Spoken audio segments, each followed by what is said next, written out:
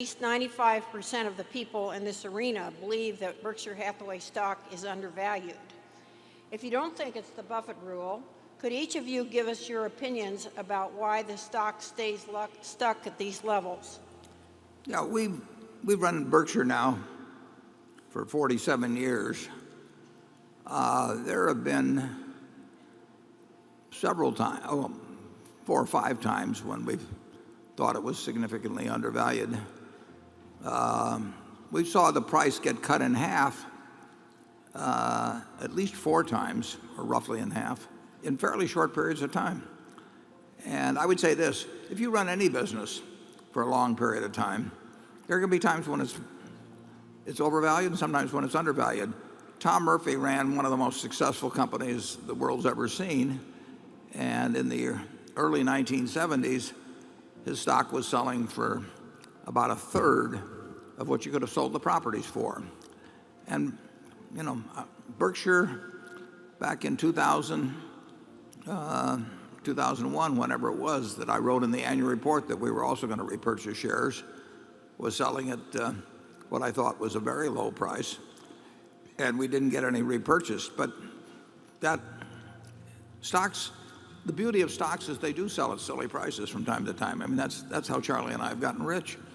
Ben Graham writes about it in Chapter 8 of The Intelligent Investor. Chapters 8 and chapters 20 are really all you need to do to get rich in this world. And Chapter 8 says that in the market you're going to have a partner named Mr. Market, and the beauty of him as your partner is that he's kind of a psychotic drunk, and he will do very weird things over time, and your job is to remember that he's there to serve you and not to advise you. And if you can keep that mental state, that all those thousands of prices that Mr. Market is offering you every day on every major business in the world practically, that he is making lots of mistakes, and he makes them for all kinds of weird reasons.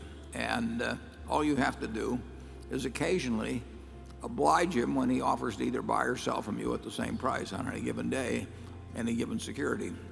So it's built into the system that stocks get mispriced, and Berkshire has been no exception to that. I think Berkshire, generally speaking, has come closer to selling around its intrinsic value over a 47-year period or so than most large companies. If you look at the range from our high to low in a given year and compare that to the range high and low on 100 other stocks, I think you'll find that our stock fluctuates somewhat less than most, which is a good sign.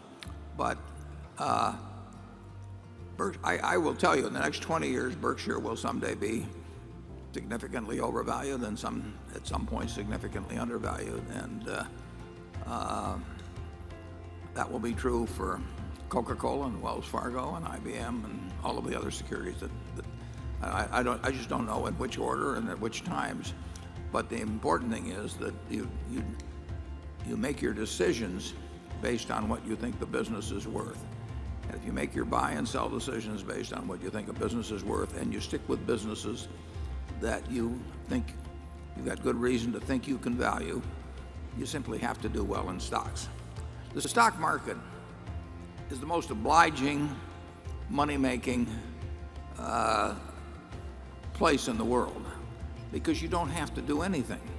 You sit there with thousands of businesses being priced at the same price for the buyer and the seller, and it changes every day, and you've got lots of information about most of those businesses, and you don't have to do anything.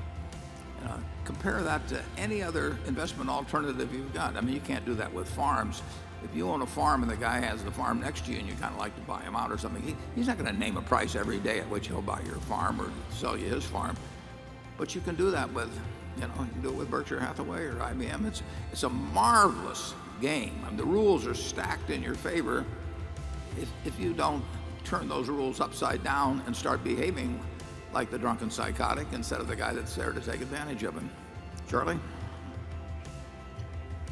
Well, what's interesting about this place is that I think we've had a lot more fun when we got rich enough, so we bought businesses and stocks to hold instead of to resell. it's an enormously more constructive life. So as fast as you can work yourself into our position, the better off you'll be.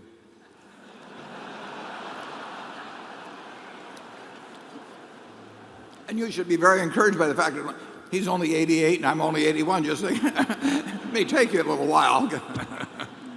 If you enjoyed this video and you found it useful, don't forget to destroy that like button.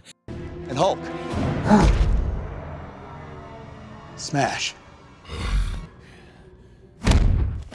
And if you want more content just like this, hit subscribe and click on the notification bell if you haven't already for more high-quality content updated regularly.